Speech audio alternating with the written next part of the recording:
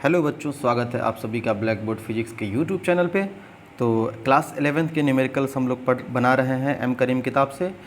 इस क्रम में अब पहला वीडियो आ चुका था motion in with constant acceleration का, जिसमें हम लोगों ने क्वेश्चन नंबर 1 से लेके क्वेश्चन नंबर 10 तक देखा था।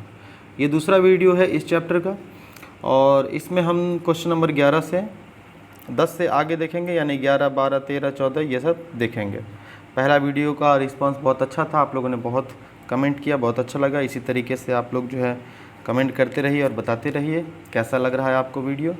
तो चलिए हम लोग आज सवाल जो है 10 के आगे, यानी 10 तक तो हम लोगों ने बना लिया था। अगर आपने वो वीडियो नहीं देखा है तो डिस्क्रिप्शन में लिंक है, वहाँ जाके देख लें और कंप्लीट करें उसको, और सीरियसली पढ़ाई करें। बहुत मेहनत लगता है वीडियो बनाने में, तो आप लोग अगर पढ़ेंगे तो मुझे खुशी होगी। अगर एक बच्चा भी ढंग से पढ़ लिया वीडियो से तो मेरा मेहनत जो है सफल हो जाएगा, मैं समझूंगा।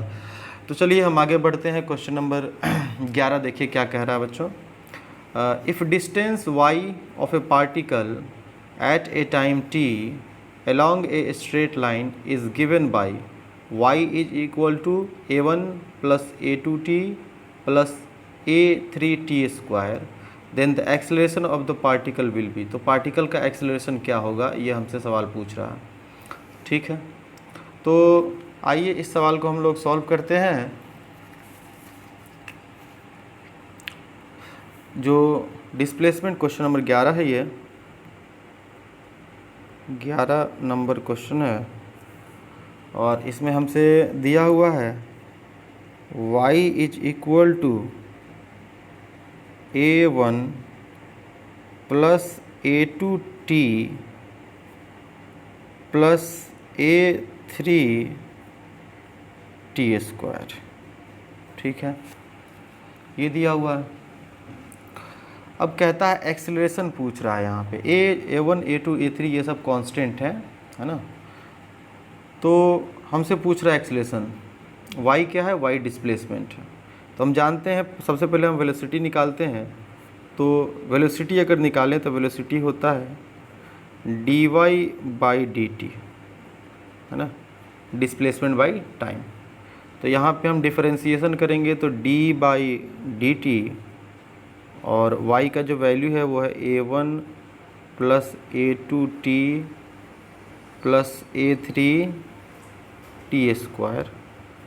डिफरेंशिएशन चलिए इस बार मैं थोड़ा लंबा कर देता हूँ, एक एक टर्म को अच्छे से देख लेते हैं हम लोग। d बाई डी टी ये सबको मिलेगा, पहले a1 का डिफरेंशिएशन होगा, प्लस फिर से d बाई डी टी, फिर डिफरेंशिएशन हम करेंगे किसका, a2t का, और d by D T a3t square का। ठीक है, जो कांस्टेंट होता है वो डिफरेंशिएशन से बाहर आ जाता है, और अगर कांस्टेंट अकेला पड़ गया तो कांस्टेंट का डिफरेंशिएशन 0 होता है। तो ये 0 हो गया, प्लस a2 बाहर आ जाएगा, और अंदर बचेगा dt by D T, plus फिर a3 बाहर आ जाएगा, और यहाँ बच जाएगा dt square by D T. ठीक है, बराबर, ये तो 0 टर्म हो गया था, a2 और ये dt बाई डी टी, यहाँ a2 और dt बाई डी टी हो जाएगा 1, प्लस ये a3 और इसका पावर उतरेगा नीचे बगल में, और ये हो जाएगा आपका पावर में से एक घटेगा, है ना, पावर में से एक ये गुना है, सॉरी, a3 गुने 2 उतरा नीचे बगल में, और पावर में से एक घट जाएगा, तो t का पावर हो जाएगा 2 माइनस 1। ये हो जाएगा a2 प्लस 2a3, और t हो जाएगा डायरेक्ट, t का पावर 2 में से गया तो 1, तो 1 लिखना ज़रूरी नहीं होता है। ये आया वेलोसिटी। हमसे पूछा है एक्सेलरेशन बताइए, तो हम इसको फिर से एक बार डिफरेंशिएट करेंगे। तो फिर से डिफरेंशिएट करेंगे dv बाई डी टी, तो ये हमको देगा एक्सेलरेशन, और d बाई डी टी, और v का वैल्यू क्या आया था वो रख देंगे a2 plus 2a3 into T. फिर से दोनों टर्म्स को देंगे, डी बाई डी टी, पहले A2 का डिफ्रेंशिएशन कर लेते हैं, फिर D by D T 2A3 into T का कर लेंगे। ये कांस्टेंट अकेला पड़ गया, डिफ्रेंशिएशन इसका 0 हो जाएगा, इसका कांस्टेंट बाहर आ जाएगा, तो 2A3 बाहर आ गया, dt बाई बचा dt। सो फाइनली एक्सेलरेशन हमारा निकल के आ रहा है 2A3 और ये हो जाएगा 1, यानी dt बाई dt हो जाएगा 1, यानी हो जाएगा 2A3। यही हमारा एक्सेलरेशन हो जाएगा 2A3। एक्सेलरेशन कितना आ गया 2A3, ये हमारा एक्सेलरेशन। ठीक है बच्चों, अगले सवाल की तरफ बढ़ते हैं। Question number 12। क्वेश्चन नंबर 12 क्या कह रहा है, देखिए। अगर आपके पास किताब हो तो अपने सामने रख लिया कीजिए, या कॉपी और कलम लेके बैठ जाया कीजिए और सॉल्व कीजिए साथ साथ, बहुत अच्छा रहेगा आपके लिए। कहता है if the displacement y of a particle is proportional to time, यानी y जो है ना डिस्प्लेसमेंट, वो प्रोपोर्शनल है, समानुपाती है टाइम के, ठीक है, time, then the acceleration of the particle will be, तो पार्टिकल का एक्सेलरेशन क्या होगा। तो देखिए ये तो प्रोपोर्शन है, जब फिजिक्स में प्रोपोर्शन का साइन हटता है ना तो कोई भी एक कांस्टेंट आप लगा सकते हैं। तो चलिए हम फिर से ले लेते हैं ए कोई कांस्टेंट है, कोई नंबर जैसे होता है ना वो कांस्टेंट है।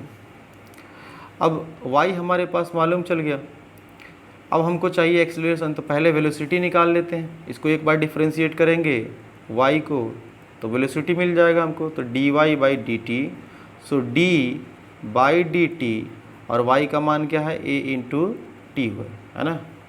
आगे देखिए, तो यहाँ पे हो जाएगा डिफ्रेंशिएशन v बराबर a बाहर आ गया, ये हो जाएगा D T upon D T, so finally कितना आ गया a, v का वैल्यू क्या आ गया a। अब हमको एक्सेलरेशन चाहिए तो इसको क्या करेंगे डिफ्रेंशिएट करेंगे, किसको v को, तो एक्सेलरेशन बराबर होता है डी वी बट्टा डी टी, तो d बाई डी टी और ये a अकेला बच गया, a कांस्टेंट है, इसका डिफ्रेंशिएशन करने जा रहे हैं हम लोग, तो इसीलिए इसका डिफ्रेंशिएशन क्या हो जाएगा 0 हो जाएगा कांस्टेंट। यही आपका इस सवाल का जवाब हो जाएगा। ठीक है, चलिए बढ़ते हैं अगले सवाल की तरफ। क्वेश्चन नंबर हम देखते हैं 13। क्वेश्चन नंबर 13 देखते हैं।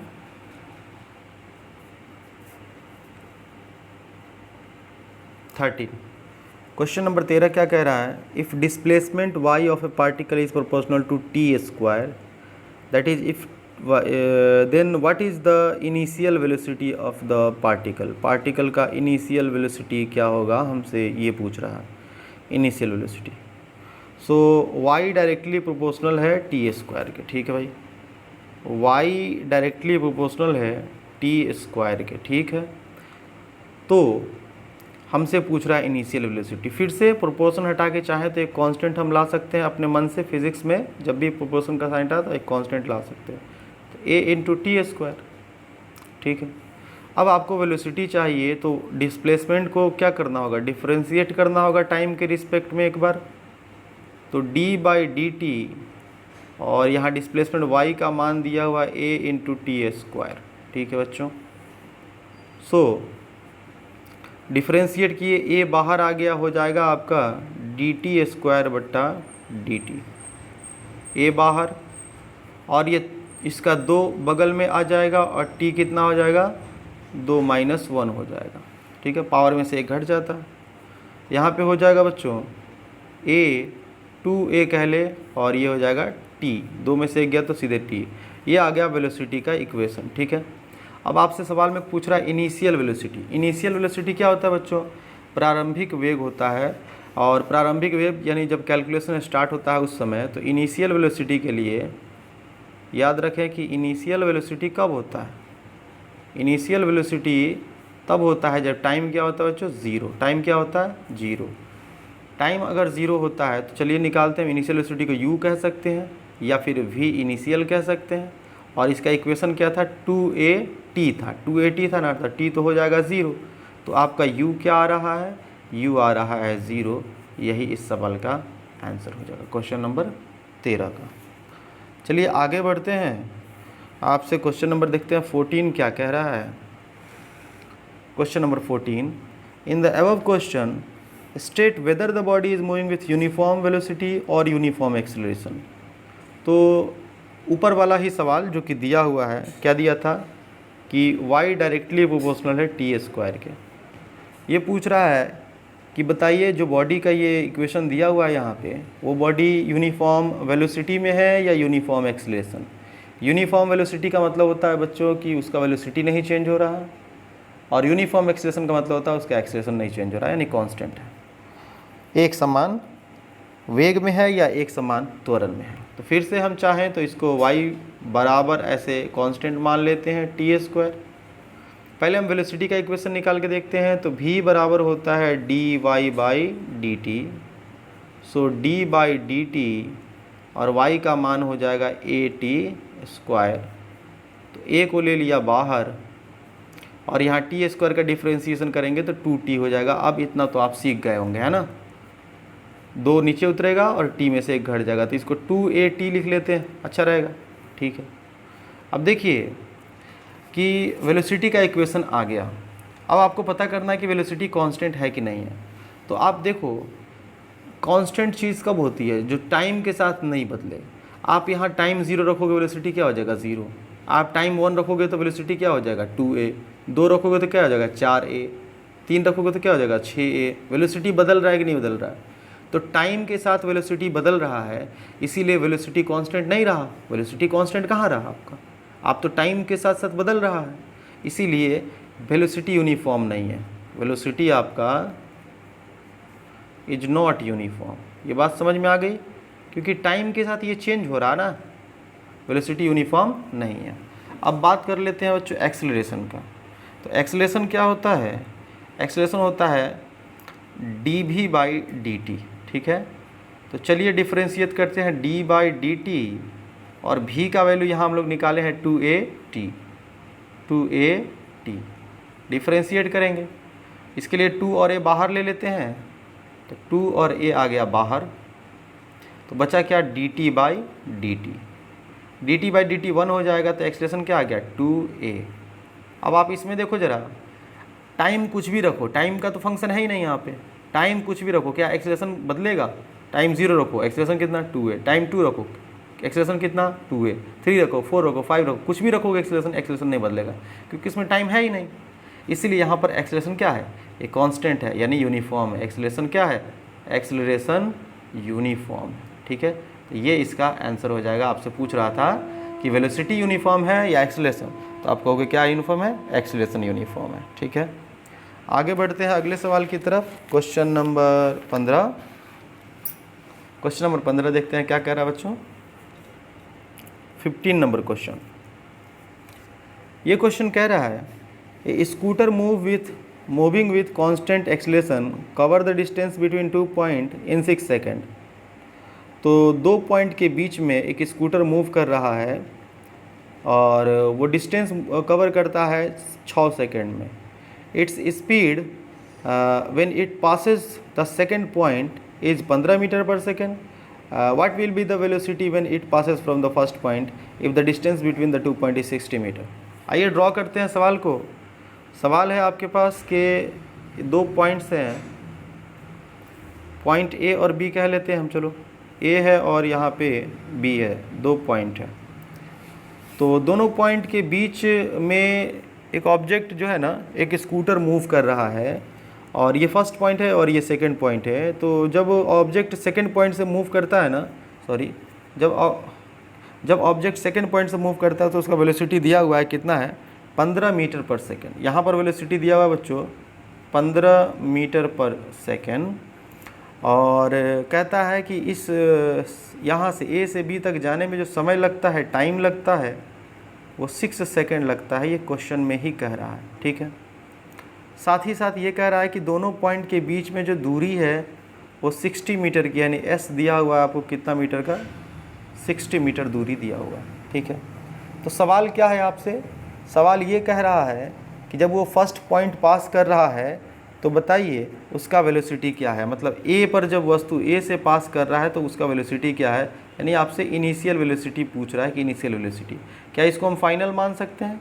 ये इनिशियल, ये फाइनल, आपको टाइम दिया हुआ है, आपको दूरी दिया हुआ है, आपको निकालना क्या है, इनिशियल वेलोसिटी निकालना है। ठीक है बच्चों, क्वेश्चन समझ में आ गया बढ़िया से, बहुत बढ़िया।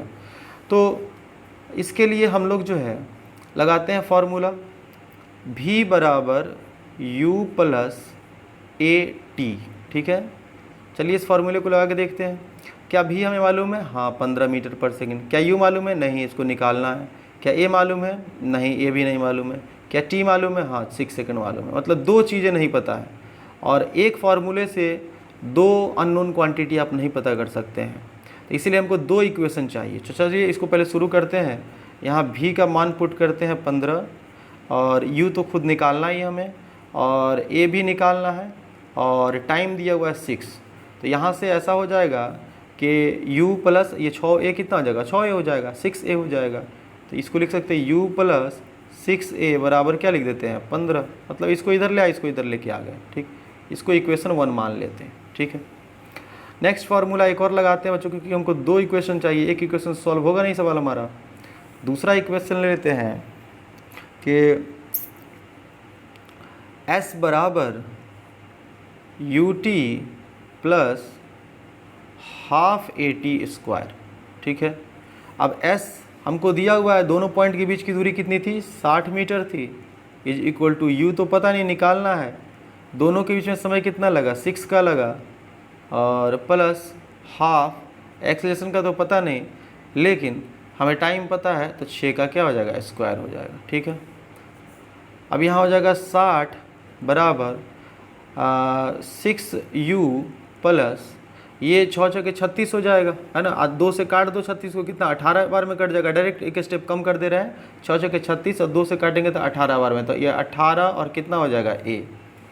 ऐसा हम कर सकते हैं बच्चों कि 60 बराबर क्या 6 कॉमन ले लें, तो 6 ले लेंगे तो u बचेगा, और प्लस यहाँ से भी 6 निकालेंगे तो 6 तिया क्या होता है 18, तो यहाँ कितना बचेगा, 3a बचेगा। ठीक है, अब ये 6 से इधर काट देते हैं, कितनी बार में कटेगा, 10 बार में कट जाएगा। तो हमारे पास क्या बचा, u plus 3a, u plus 3a बराबर इधर क्या था 10। इसको सीधा करके लिख लिया हमने, समीकरण 2। अब हमारे पास दो इक्वेशन से अगर आप ध्यान दो, एक यहाँ पहला इक्वेशन u प्लस 6a बराबर 15, और एक दूसरा इक्वेशन है u प्लस 3a बराबर 10 है। दोनों इक्वेशंस को हम घटा देते हैं, तो हम समीकरण 1 में से समीकरण 2 को घटा देते हैं। ठीक है, तो समीकरण 1 क्या था, u plus 6a is equal to 15, और समीकरण 2 था आपका u प्लस 3a, यहाँ समीकरण 2 इज इक्वल टू 10। हमको घटाना है तो यहाँ साइन माइनस का कर देते हैं नीचे, u से u कैंसिल हो गया, 6 में से 3 चला गया, कितना आ जाएगा 3a। ठीक है, और यहाँ पे बच्चों 15 में से 10 जाएगा तो कितना हो जाएगा, 5 हो जाएगा। ठीक है, सो एक्सेलरेशन क्या हो जाएगा, 3 को उधर भेज दीजिए, 5/3 मीटर प्रति सेकंड स्क्वायर, ये हमारा एक्सेलरेशन निकला। लेकिन सवाल में हमसे एक्सेलरेशन नहीं पूछा है। सवाल में क्या पूछा हमसे पूछा है सवाल में कि बताइए इनिशियल वेलोसिटी u क्या है। तो हम ऐसा करते हैं कि a का मान कहाँ रख देते हैं, समीकरण किसी में भी रख दीजिए, 1 में रख दीजिए, 2 में रख दीजिए। तो चलिए समीकरण 1 में ही रख देते हैं। तो putting value of a in equation 1 क्या था, u प्लस 6a बराबर 15, u प्लस 6a बराबर 15। तो ऐसा करते हैं u इज इक्वल टू क्या हो जाएगा, 15 माइनस 6a। यहाँ पे आगे देखिए u is equal to 15 minus 6, और a का मान कितना आया, 5/3 रख दीजिए, 5/3। ये 3 दूनी 6 कट जाएगा, 2 पंचे 10, यानी 15 माइनस क्या हो जाएगा 10, यहाँ से आता है 5 मीटर पर सेकेंड। यही हो जाएगा आपका आंसर, u इनिशियल वेलोसिटी कितना आ गया, 5 मीटर पर सेकेंड आ गया। तो ये था इस सवाल का हल। अगर आपको थोड़ा दिक्कत हुआ हो तो इसको फिर से पीछे करके देखें, ऐसे दिक्कत नहीं होना चाहिए, बहुत प्यार से समझाए हैं आपको। चलिए अगले सवाल की तरफ हम लोग बढ़ते हैं बच्चों। नेक्स्ट सवाल है हमारा 16 नंबर, और 16 नंबर सवाल में कह रहा है कि इन the above question what is private distance from the first point the scooter was at rest. अच्छा, मतलब उसी से रिलेटेड सवाल है ये, है ना, उसी से रिलेटेड सवाल है। चलिए हम आपको दिखाते हैं कैसे दिखाते हैं आपको। फिर से वही डायग्राम बनाएंगे, क्वेश्चन का नंबर बदल जाएगा। 16 नंबर सवाल है अब ये। यहाँ पे आपने जो 2 पॉइंट देखा था बच्चों, ए और बी, ये ए था और ये बी था। यहाँ पर स्पीड था 15 मीटर पर सेकेंड, यहाँ पे स्पीड था कितना, अभी आपने जो निकाला है यू हमारा, वो क्या हो जाएगा 5 मीटर पर सेकेंड था। ठीक है, अब कहता है कि ये जो फर्स्ट पॉइंट है ना, फर्स्ट पॉइंट, इससे पहले प्रायोर मतलब होता है पहले, इससे पहले वह पॉइंट का दूरी बताना है जहाँ पर ऑब्जेक्ट जो है वो रेस्ट में था। तो वहाँ पर u क्या हो जाएगा 0, और जब ये u है तो उसके लिए ये भी हो जाएगा। समझ रहे हैं आप, इसका जो u था वो क्या हो जाएगा भी हो जाएगा, क्योंकि अब ये इनिशियल ये फाइनल, इससे अब हमको कोई लेना देना नहीं है। ये हमारा इनिशियल होगा और ये क्या होगा फाइनल होगा। और एक्सेलरेशन बच्चों, एक्सेलरेशन वही होगा क्या जो निकाले हम लोग। एक्सेलरेशन हमको ज्ञात है कितना, एक्सेलरेशन हमारा कितना 3/5 आया था या 5/3 आया था। एक्सेलरेशन हमारा आया था 5/3 मीटर पर सेकेंड स्क्वायर, 5/3 मीटर पर सेकेंड स्क्वायर। u पता है हमको 0 है क्योंकि रेस्ट में है ना, ऑब्जेक्ट रेस्ट में है। कहता है कि फर्स्ट पॉइंट से पहले वह पॉइंट का दूरी बताए जहाँ पे ऑब्जेक्ट रेस्ट में थी। आप देखो ना, देखो यहाँ 15 स्पीड है, यहाँ घटते घटते 5 हो गया, तो कहीं घटते घटते घटते घटते आपको 0 भी तो हुआ होगा जहाँ से शुरू हुआ होगा। तो वही पॉइंट का दूरी बताना है आपको, यानी इसके बीच का डिस्प्लेसमेंट आपको बताना है। ठीक है, तो आपको u पता है, आपको बच्चों भी पता है। देखो भी तो हमारे लिए ये हो गया ना 5 मीटर पर सेकेंड हो गया। तो इसके लिए अब हमको ये 3 चीज़ पता है, इसके लिए हमको s निकालना है। तो फॉर्मूला लगाइए, v² is equal to u² plus 2as। ठीक है, यहाँ से हमको क्या निकालना है बच्चों, s निकालना है ना। तो पहले u² को इधर लाते हैं, तो v² माइनस u² बराबर क्या हो जाएगा 2as। s को रहने दीजिए और 2a को भेज दीजिए इधर, तो v² माइनस u² बट्टा क्या हो जाएगा 2a। ये s का फॉर्मूला निकल गया। ठीक है, यहाँ s बराबर सीधा करके लिख देते हैं v² minus u² upon 2a।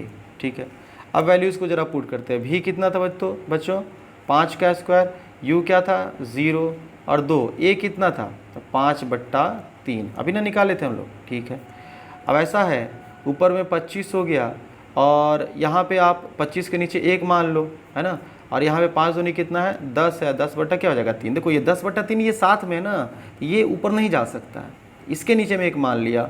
अब ऐसा करते हैं, यहाँ देखिए ये 25 था यहाँ पे, है ना, और ये क्या है 5 दूनी 10/3 है, 10/3 साथ में है, इसके नीचे कुछ नहीं तो 1 मान लिया। अब इसको पलट के लिख देंगे ऐसे 25/1 गुने ये 3 ऊपर चला जाएगा और 10 नीचे चला जाएगा। ठीक है ना, तो 25 हो जाएगा 75, 75/10। तो इससे हमारा डिस्प्लेसमेंट जो निकल के आ रहा है s, एक दशमलव बिठाइए 7.5 मीटर। मतलब फर्स्ट पॉइंट से 7.5 मीटर और पीछे जब जाएंगे ना, तो आपको वहाँ पे ऑब्जेक्ट का जो वेलोसिटी हो जाएगा वो हो जाएगा 0। ठीक है, तो ये था 16 नंबर सवाल का आंसर। आगे बढ़ते हैं बच्चों, और अब हम देखते हैं 17 नंबर सवाल।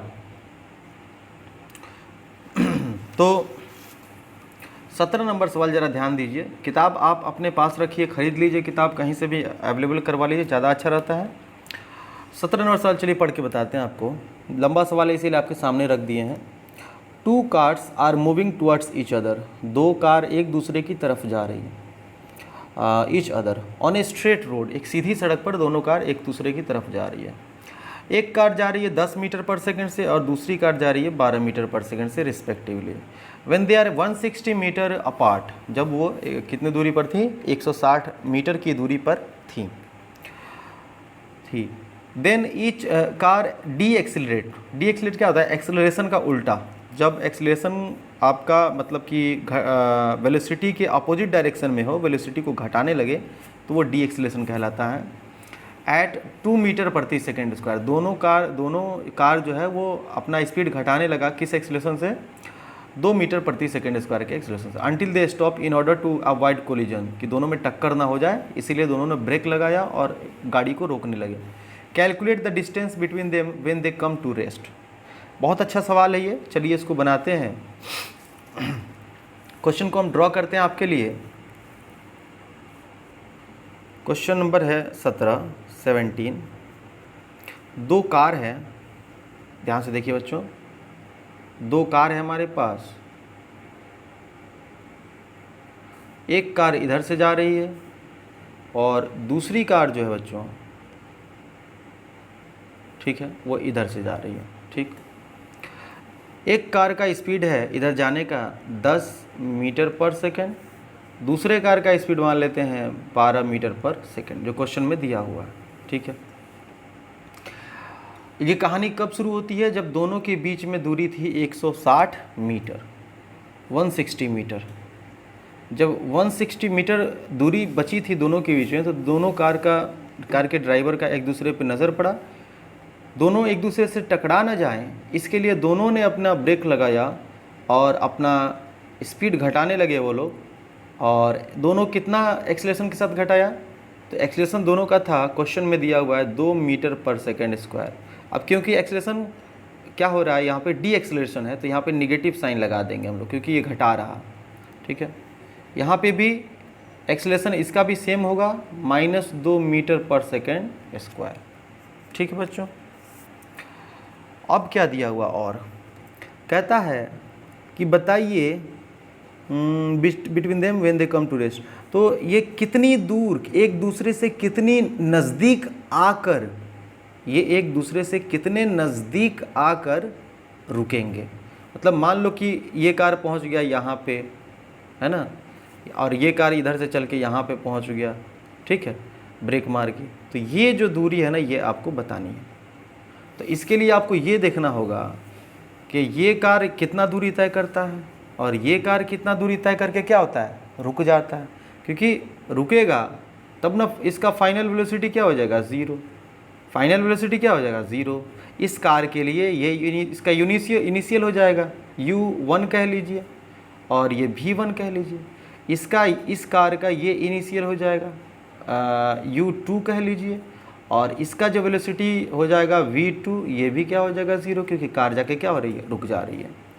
अब हमको इस कार का देखिए कितना दूरी ये चली, ये देख लेना है, ये कितनी दूरी चली ये देख लेना है, और टोटल दूरी में से इन दोनों का दूरी क्या करेंगे, घटा देंगे, तो निकल जाएगा दोनों के बीच का दूरी क्या है।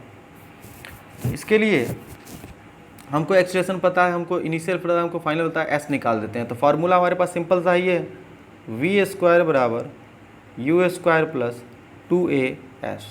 ठीक है, यहाँ से s का जो फार्मूला निकालते हैं अब डायरेक्ट कर देते हैं आपको, आप कई बार सिखा दिया। ये इधर चला जाएगा तो ये हो जाएगा v² माइनस u², और ये 2a कहाँ आ जाएगा, नीचे आ जाएगा। कैलकुलेट करते हैं, इस कार के लिए कार नंबर मान लेते हैं a है हमारा, और ये कार नंबर b है, तो कार a के लिए देख लेते हैं। कार a का v क्या है, v तो 0 है फाइनल वेलोसिटी, और u कितना है बच्चों, 10 है। u कितना है, 10, और 10 का स्क्वायर होना है, और अपॉन नीचे में क्या है 2a, 2, और एक्सेलरेशन कितना है बच्चों, -2। ठीक है, तो यहाँ पे हो जाएगा -10 का स्क्वायर कितना हो जाएगा, 100 हो जाएगा, और 2 दूनी -4 हो जाएगा। ठीक है, तो यहाँ पे निकल गया, माइनस से माइनस कैंसिल हो जाएगा, ये बच जाएगा कितना, 25। कितना हो जाएगा, 25।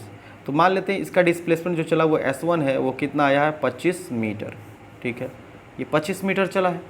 अब उसी प्रकार से ये दूसरा जो कार है आपका, ये कार इधर से चल रहा, इसका निकालते हैं हम लोग s, है ना, इसका s निकालते हैं, तो s बराबर हो जाएगा भाई v² minus u² upon 2a। इसका भी फाइनल वेलोसिटी क्या है, 0 है, माइनस इनिशियल क्या है, 12 है, तो 12 का स्क्वायर अपॉन 2, और एक्सेलरेशन इसका भी क्या है, -2।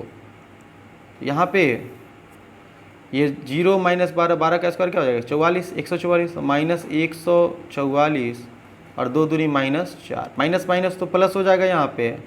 तो s जो 2 कह देते हैं इसको, चलिए, तो s2 जो हो गया, ये कटेगा आपको 4 बार में 72 होता है, 72 दूनी 144 होता है, उसका आधा हो गया 36, तो ये हो जाएगा 36 मीटर। तो S2 हो गया आपका 36 मीटर है। S1 निकल गया, S2 निकल गया। मतलब देखिए ये कार इधर से कितना चली है 25 मीटर, ये कार इधर से कितना चली है 36 मीटर। तो टोटल दूरी कितनी थी 160। तो 160 में इसका 25 घटा दीजिए, 136 घटा दीजिए, तो बच जाएगा जो वही दूरी दोनों के बीच में बचेगा, जितने दूर नज़दीक आके ये रुकेंगे। तो वही करते हैं, यहाँ पे निकालते हैं हम लोग कि डिस्टेंस बिटवीन कार, जो हमसे क्वेश्चन पूछा है, distance between car when they come to rest, when they come to rest, when they come to rest। Total दूरी थी बच्चों 160, उसमें से घटाया कितना 25 भी घटा देना है और 36 भी घटा देना है, ठीक है। तो पहले तो इन दोनों को जोड़ लेते हैं, 25 36 कितना होता है, तो 25 और अगर 26 रहता तो 51 61 हो जाएगा ये, ठीक है। और इसको अगर घटाते हैं, देखिए 60 घटेगा तो 100 आएगा, एक और घट गया 99 आ गया, तो ये हो जाएगा 99 मीटर।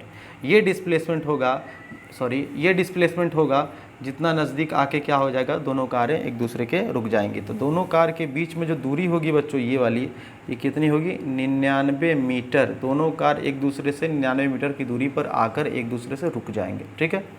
बहुत बढ़िया, चलते हैं अगले सवाल की तरफ। नेक्स्ट क्वेश्चन है हमारा क्वेश्चन नंबर 18, और ये क्या कहता है देखते हैं, चलिए। क्वेश्चन नंबर 18, क्वेश्चन नंबर 18 कहता है कि क्वेश्चन नंबर 18, चलिए 18 नंबर क्वेश्चन कहता है बच्चों कि ए पार्टिकल स्लाइड्स डाउन, यहाँ a particle slides down from the top of a smooth inclined plane from rest. मतलब एक इंक्लाइंड प्लेन है जिस पर से एक पार्टिकल जो है वो नीचे की तरफ आ रहा है स्लाइड करके। If the length of the plane is 39.2 metre and its inclination is 30 degree, then calculate the time taken by the particle to reach the foot of the plane. आइए ड्रॉ करके आपको सवाल को समझाते हैं कि सवाल कहना क्या चाह रहा है। ये चाह रहा है सवाल कि एक, जैसे बचपन में हम लोग सीढ़ी पे चढ़ते थे और फिसलते थे, याद है आपको? तो यहाँ पे क्या है 30 डिग्री बना के एक समझ लो इंक्लाइंड ऐसे स्मूथ एकदम प्लेन सरफेस है, इस पर से एक छोटा सा पार्टिकल जो है ना वो स्लाइड कर रहा है, ठीक है। स्लाइड करके कहाँ जा रहा है बच्चों? वो नीचे की तरफ जा रहा है। किधर जा रहा है? नीचे की तरफ। शुरू में ये रेस्ट में था तो इसका इनिशियल वेलोसिटी क्या ले लेंगे हम लोग? 0 ले लेंगे, जो क्वेश्चन में कह रहा है। और ये आता है कहाँ पे? यहाँ पे आता है। ये आपका फुट ऑफ द प्लेन है, मतलब कि ज़मीन पे आ जाएगा चल के यहाँ से। ये जो दूरी है ये क्वेश्चन में ही दिया है हुआ है 39.2 मीटर। ये जो दूरी है पूरी ये 39.2 मीटर है, ठीक। और चल के नीचे आ रहा है, ये 30 डिग्री यहाँ पे दिया हुआ है। हमसे पूछ रहा है calculate the time taken by particle to reach foot of the plane. Plane के एकदम मतलब ज़मीन पर आके पहुँचने में उसको कितना समय लगता है, हम लोगों को यही निकालना है। चलिए देखते हैं कितना समय लगता है। टाइम निकालना है हमको, है ना। टाइम निकालने के लिए बच्चों हमारे पास फार्मूला होना चाहिए क्या? v हम लगा सकते हैं u + a t, ये फार्मूला। तो क्या हमें v मालूम है? ना, v तो नहीं मालूम है हमें, v नहीं मालूम है। क्या दूसरा कोई फार्मूला जो हम इसमें लगा सकें? एक और फार्मूला लगा के देखते हैं। s = ut + ½ at², ये फार्मूला। s मालूम है, हाँ। दूरी कितना चलेगा मालूम है। u पता है, हाँ। u 0 है, पता है। a पता है। एक्सीलरेशन, हाँ a पता है। कैसे पता है बताते हैं हम आपको। और टाइम ही तो निकालना है हमको। देखिए ये जो नीचे की तरफ आएगा इस पे एक्सीलरेशन क्या लगेगा बताते हैं। पृथ्वी किसी चीज़ को नीचे की तरफ जो खींचती है ना, वो जी से खींचती है। कितने से खींचती है? जी से। इसको गुरुत्वीय त्वरण कहा जाता है, ठीक है। अब जी से जो खींच रही है नीचे की तरफ, तो ये एक्सेलरेशन जो है आपका पूरी तरीके से इस पर तो नहीं लग रहा है। इस एक्सेलरेशन के दो टुकड़े हो सकते हैं, मतलब ऐसे एक समकोण अगर बना दे तो ये 30 डिग्री है, ये 90 डिग्री है, तो ये कितना हो जाएगा? 60 डिग्री।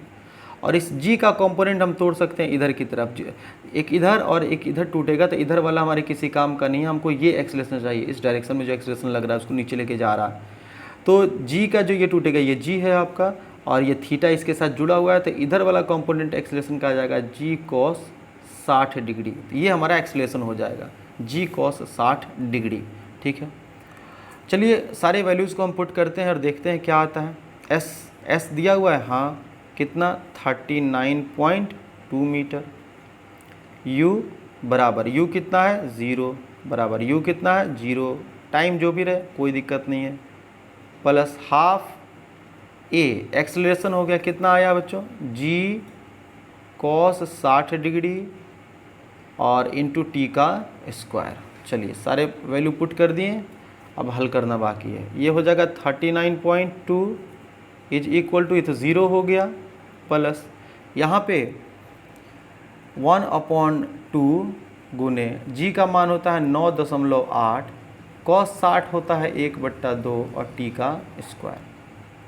ऐसा हुआ कि अगर इससे काटोगे तो ये जो है ना 4 बार में कट जाएगा, 4 बार में।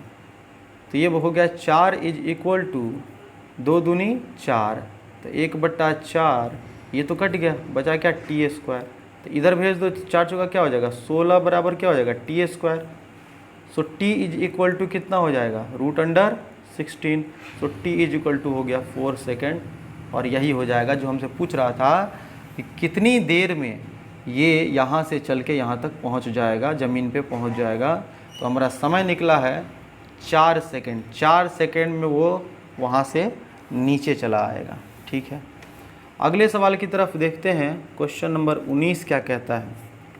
इन the above question what will be its velocity when it reaches the bottom of the inclined plane. यानी उसी से रिलेटेड सवाल है, तो सेम डायग्राम से हम काम चला सकते हैं। कि कह रहा इसी सवाल में कि यहाँ जब वो पहुँचेगा ना यहाँ पे, तो इसका वेलोसिटी कितना होगा, v क्या होगा, ये आपसे पूछ रहा। फाइनल वेलोसिटी v क्या होगा जब वो यहाँ पहुँचेगा, तो क्या होगा। तो किस चीज़ को छोड़ोगे तो जैसे जैसे जाएगा नीचे, वो वैसे वैसे स्पीड उसका क्या होता है? बढ़ता रहता, बढ़ता रहता, तेज़, बहुत तेज़ होता जाएगा। वही v निकालना। तो v के लिए हमारे पास बच्चों फार्मूला है, v is equal to u plus a t. अब u तो बच्चों 0 था, प्लस a एक्सेलरेशन कितना आया था? g कॉस कितना डिग्री था? 60 डिग्री, हाँ। और इनटू टाइम कितना आया? 4 आया है, बहुत सही। जी का मान होता है 9.8, और ये हो गया आपका cos 60 हो गया 1/2 गुने 4, 2 दूनी क्या हो गया? 4, गुना कर दीजिए इसको, तो ये हो जाएगा आपका 2/16 के 6 हासिल 1 और 2 9 18 और 1 19, एक अंक के बाद 10 तो 19.6 मीटर पर सेकेंड। ये हो जाएगा वेलोसिटी जब वो पहुंचेगा कहाँ पे? नीचे की तरफ, है ना। ज़मीन पे जब पहुंचेगा तो उसका वेलोसिटी क्या हो जाएगा? 19.6 मीटर पर सेकेंड। अगला सवाल देखते हैं क्या कहता है। Question number 20। क्वेश्चन नंबर 20 क्या कहता है बच्चों? आइए देखते हैं। 20 नंबर सवाल है, is it correct to say that if acceleration is 0 the particle can not be moving. ये सवाल क्या है? सोचने वाला है, समझने वाला है और कॉन्सेप्चुअल सवाल है ये, इसमें न्यूमेरिकल नहीं है, हल नहीं करना है। कहता है इज़ इट करेक्ट, क्या ये सही है, क्या यह कहना सही है कि किसी वस्तु का त्वरण यदि 0 है, एक्सेलरेशन 0 हो, तो पार्टिकल जो है कैन नॉट बी मूविंग, ये पार्टिकल रेस्ट में है। एक्सेलरेशन 0 होने का मतलब क्या पार्टिकल रेस्ट में होता है? तो जवाब होगा नहीं। कैसे? मैं समझाता हूँ आपको। देखिए कोई वस्तु अगर 5 मीटर पर सेकंड से जा रहा है, अगले सेकंड भी 5 मीटर पर सेकंड से जा रहा है, अगले सेकंड भी 5 मीटर पर सेकंड से जा रहा है, कि वस्तु जा रहा है कि रुका हुआ है? मूव कर रहा है, ऑफकोर्स मूव कर रहा है। लेकिन इसका एक्सेलरेशन क्या है? एक्सेलरेशन 0 है। एक्सेलरेशन क्या होता है? Change in velocity upon time, या कह लो rate of change in displacement, rate of change in velocity. तो वेलोसिटी में कोई बदलाव नहीं हो रहा तो एक्सेलरेशन क्या होगा आपका 0। एक्सेलरेशन 0 है तो फिर भी वेलोसिटी है कि नहीं है, वस्तु रेस्ट में तो नहीं है। वही पूछ रहा था क्वेश्चन में कि क्या यह कहना सही है कि अगर एक्सेलरेशन 0 होगा तो वस्तु रेस्ट में होगा, तो जवाब होगा नहीं, यह कहना सही नहीं है। ठीक है ना। चलिए आगे बढ़ते हैं, क्वेश्चन नंबर 21 से देखते हैं। 21 नंबर क्वेश्चन क्या कहता है, आइए उसको भी ज़रा देखते हैं। Is it correct to say that equation, एक इक्वेशन दिया हुआ है यहाँ पे x equal to x not plus v not t plus a not t का square holds for all motion in one dimension. क्या ये सबके लिए है, मोशन इन वन डायमेंशन सबके लिए है? तो इस सवाल में अगर देखा जाए तो आइए इक्वेशन को लिखते हैं और आपको समझाते हैं। यहाँ पे x इज इक्वल टू दिया हुआ है x not plus v not t और प्लस ए नॉट टी का स्क्वायर। ये जितना नॉट दिखे ना समझ जाना कांस्टेंट है, सबका सब कांस्टेंट है। ठीक है। तो यहाँ पे वेलोसिटी निकाल के देखो आप, मतलब ये दिखा रहा है क्या ये सबके लिए इक्वेशन है ना। तो ऐसा तो नहीं हो सकता है सबके लिए इक्वेशन होगा। तो किसके लिए देखते हैं ज़रा। इसको वेलोसिटी निकालना है तो डिस्प्लेसमेंट को क्या, इसको क्या करना होगा, टाइम से एक बार डिफ्रेंशिएट करना होगा, टाइम के रिस्पेक्ट में डिफ्रेंशिएट करेंगे तो अब डायरेक्ट कर देते हैं। अब आप इतना समझ चुके होंगे ये कांस्टेंट है, डिफ्रेंशिएशन क्या हो जाएगा 0। ये वी नॉट बाहर आ जाएगा बच्चों और टाइम dt बटा dt कितना हो जाएगा 1 हो जाएगा, प्लस ये ए नॉट क्या हो जाएगा बाहर आ जाएगा और इसका 2 कहाँ उतरेगा नीचे, और टी का पावर 2 में से क्या हो जाएगा 1 घट जाएगा। ठीक है। सॉल्व करके इसको लिख देते हैं आपके लिए। ये वी नॉट प्लस क्या हो जाएगा 2a नॉट इंटू क्या हो जाएगा टी हो जाएगा। अब चलो एक्सेलरेशन देखो, वेलोसिटी तो चेंज हो रहा है इसमें, क्योंकि टाइम चेंज करोगे तो वेलोसिटी क्या हो जाएगा चेंज। अब आपको एक्सेलरेशन चाहिए तो इसको एक बार और डिफ्रेंशिएट करो डी बाई डी टी। इसको जब डिफ्रेंशिएट करोगे बच्चों तो ये तो वी नॉट अकेला पड़ गया 0, प्लस यहाँ 2a नॉट बाहर आ जाएगा, 2a नॉट बाहर आ जाएगा और ये क्या हो जाएगा D T by D T हो जाएगा, है ना, D T by D T हो जाएगा। यहाँ पे एक्सेलरेशन बराबर हो जाएगा 2a नॉट और इंटू क्या हो जाएगा 1। अब ये आ गया 2a नॉट। अब इसमें देखिए बच्चों ज़रा, टाइम अगर कुछ भी रखिएगा एक्सेलरेशन बदलेगा नहीं बदलेगा, क्योंकि ये भी कांस्टेंट है ये भी कांस्टेंट है। टी तो है ही नहीं ना, टाइम 1 रखिए 2 रखिए 0 रखिए कुछ भी रही, एक्सेलरेशन क्या है कांस्टेंट। तो ये इक्वेशन किसका था, ये इक्वेशन था कांस्टेंट एक्सेलरेशन का। किसका था, कांस्टेंट एक्सेलरेशन, एक्सेलरेशन या यूनिफॉर्म एक्सेलरेशन कह सकते हैं, उसका इक्वेशन ये था। ठीक है ना। कहाँ से पता चला, यहाँ से पता चला। एक्सेलरेशन का इक्वेशन निकाल के हम लोगों ने देखा कि एक्सेलरेशन क्या है कांस्टेंट है। अगला सवाल देखते हैं बच्चों 22 नंबर, क्वेश्चन नंबर 22 क्या कहता है। Is it correct to say that the instantaneous velocity vector is always in the direction of motion. क्या ये कहना सही है कि इंस्टेंटेनियस वेलोसिटी जो होता है वो ऑलवेज डायरेक्शन ऑफ मोशन की दिशा में होता है। जी सही है। इंस्टेंटेनियस वेलोसिटी क्या होता है, देखिए इंस्टेंटेनियस जैसे कोई वस्तु जा रही है ना, तो किसी एक पॉइंट पर उसका वेलोसिटी क्या है, तो वेलोसिटी का डायरेक्शन क्या होगा, जिधर वस्तु मोशन कर रही होगी उधर ही ना होगा, है ना। जिधर ऑब्जेक्ट मोशन करती है वेलोसिटी का डायरेक्शन क्या होता है, उधर ही होता है। अगर आप वेलोसिटी का फॉर्मूला लिखो इंस्टेंटेनियस तो क्या होता है dx बाई dt। तो यहाँ dx क्या है, देखो यहाँ वेक्टर लगा दो यहाँ वेक्टर लगा दो, दोनों एक ही डायरेक्शन में है। ये दिखाता है कि दोनों का डायरेक्शन क्या होता है, सेम होता है। जिधर वेलोसिटी का होगा उधर डिस्प्लेसमेंट, जिधर डिस्प्लेसमेंट का उधर क्या होगा वेलोसिटी का होगा। तो इसका आंसर हो जाएगा यस। ये कहना सही है कि इंस्टेंटेनियस वेलोसिटी का जो डायरेक्शन होता है किसी पॉइंट पर वो डायरेक्शन ऑफ मोशन में ही होता है। चलिए 23 नंबर सवाल देखते हैं बच्चों 23। ये छोटे छोटे सवाल है, फटाफट इनको कर लेते हैं। तो 23 नंबर कहता है is it correct to say that instantaneous acceleration vector is always in the direction of motion. Is it correct to say that instantaneous acceleration vector is always in the direction of motion. इस बार acceleration की बात कर रहा है। क्या यह कहना सही है कि एक्सेलरेशन की दिशा हमेशा मोशन की दिशा में होती है। तो आपको एक एग्जाम्पल बताते हैं। जैसे किसी पत्थर को फेंकिए आप ज़मीन से, ये ज़मीन है और इससे पत्थर को फेंकिए, ऐसे फेंकिएगा तो ये जाके ऐसे कोई कहीं गिरेगा। इसको कहेंगे प्रोजेक्टाइल मोशन। आपको पढ़ना है, क्लास 11th में ही पढ़ेंगे, इसी चैप्टर में आगे चल के पढ़ेंगे हम लोग अगले चैप्टर नेक्स्ट चैप्टर में। तो यहाँ से जब फेंकते हैं ना किसी पत्थर को, तो मान लीजिए पत्थर जो जा रहा है ऐसे करके, तो ये जा तो इधर रहा है ना। यहाँ पे इसका वेलोसिटी का डायरेक्शन क्या हो जाएगा, इधर की तरफ हो जाएगा। लेकिन एक्सेलरेशन किधर लगता है, पृथ्वी किधर खींचती है, पृथ्वी किधर फोर्स लगाती है, नीचे की तरफ जी लगता है। तो देखिए वेलोसिटी का डायरेक्शन इधर है कहीं, लेकिन एक्सेलरेशन क्या है, इधर की तरफ है। तो ये कहना सही नहीं है कि डायरेक्शन ऑफ मोशन जो होगा उधर एक्सेलरेशन लगेगा।